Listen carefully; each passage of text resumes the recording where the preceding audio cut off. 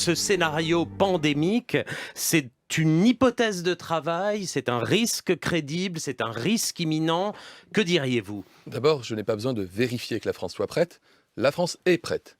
Et elle est prête parce que nous avons un système de santé extrêmement solide.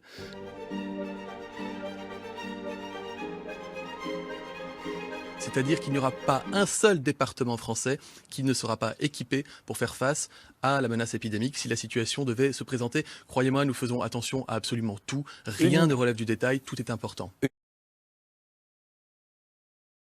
L'hôpital français est prêt, la médecine de ville est prête. Nous faisons en sorte de fournir tout le matériel nécessaire aux hôpitaux et aux professionnels de santé de ville. Nous étions un pays, hélas, qui n'était pas préparé du point de vue des masques et des équipements de protection à une crise sanitaire en raison d'une décision qui a été prise il y a 9 ans. Les camions sont arrivés hier en priorité dans l'Oise, parce qu'il ne vous aura pas échappé que l'Oise est en situation particulière, et aux 4 coins de la France aujourd'hui.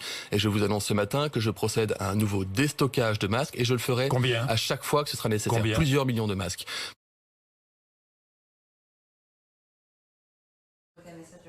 Ça, c'est des masques que j'ai réussi à avoir chez un carrossier, puisqu'on n'arrive plus à en voir en ville, on n'a plus de stock disponible chez les pharmaciens ou chez les grossistes. Ils sont en rupture fabricant, donc nous, on se débrouille. Le docteur Sarrazin a porté plainte contre l'État pour obtenir ces fameux masques FFP2. Sans eux, pas de protection pour les soignants, dit-il. Les masques chirurgicaux ne suffisent pas.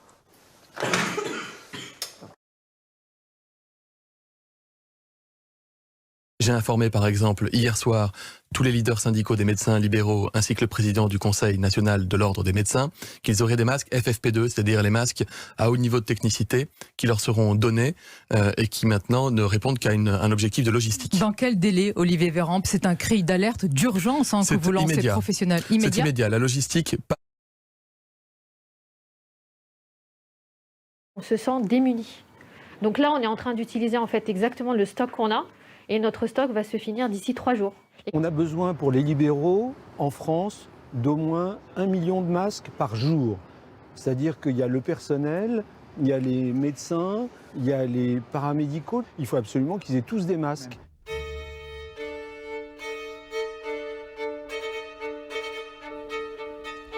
Ils ont des droits sur nous.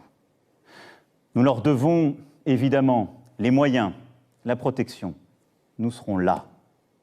Nous leur devons des masques, du gel, tout le matériel nécessaire. Et nous y veillons et y veillerons.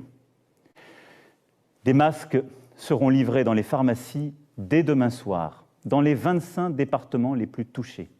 Mercredi, pour le reste du territoire national.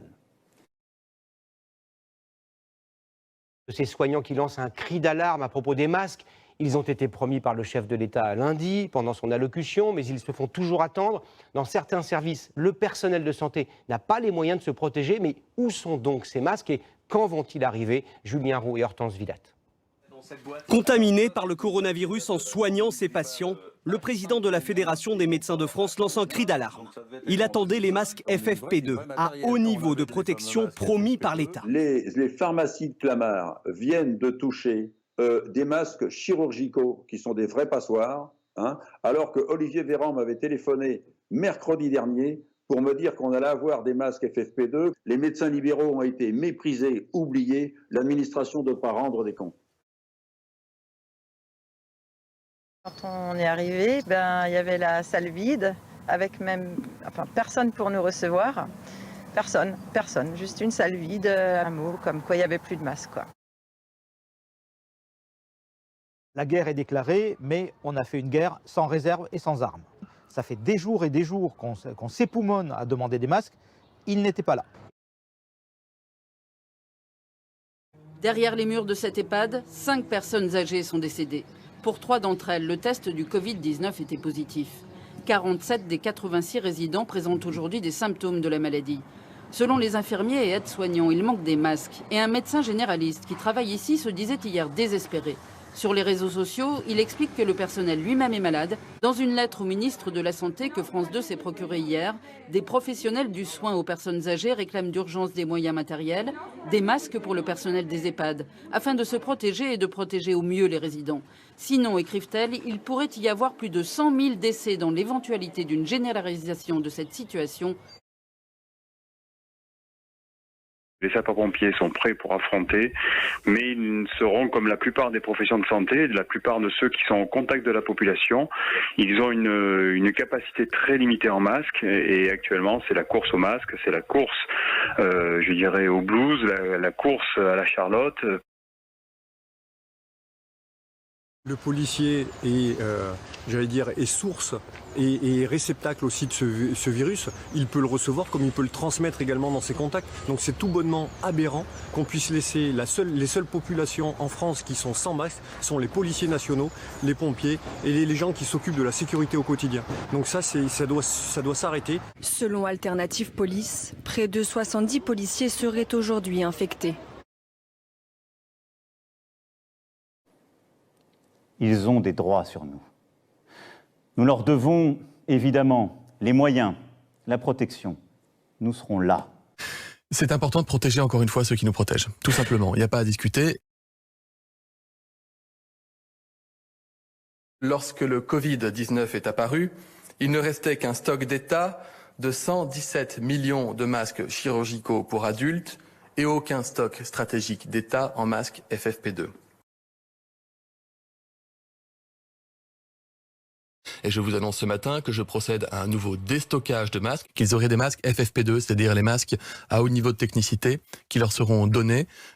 Des masques seront livrés dans les pharmacies dès demain soir. Lorsque le Covid-19 est apparu, il ne restait qu'un stock d'État de 117 millions de masques chirurgicaux pour adultes et aucun stock stratégique d'État en masques FFP2. D'abord, je n'ai pas besoin de vérifier que la France soit prête. La France est prête. Nous étions un pays, hélas, qui n'était pas préparé du point de vue des masques et des équipements de protection.